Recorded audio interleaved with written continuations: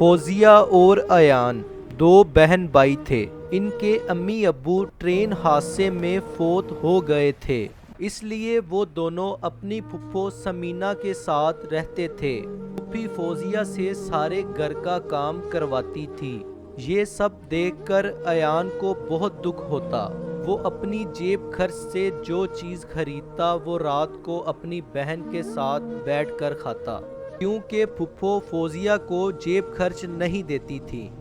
وہ فوزیہ کو اسکول بھی نہیں بھیجتی۔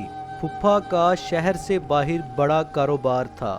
یوں ہی دن گزرتے گئے۔ ایان اور فوزیہ تھوڑے بڑے اور سمجھدار ہو گئے۔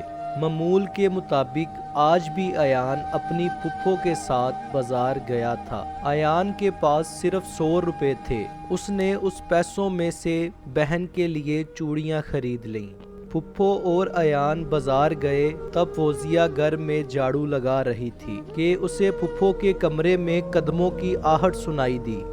اس نے قریب پڑا ڈنڈا اٹھایا اور آہستہ آہستہ پھپھو کے کمرے کی طرف چل پڑی اور چھپ کر کھڑکی سے دیکھنے لگی۔ چور ہاتھ میں گٹھری اٹھائے باہر کی طرف آ رہا تھا۔ فوزیہ یہ سب دیکھ کر دروازے کے پیچھے چھپ گئی۔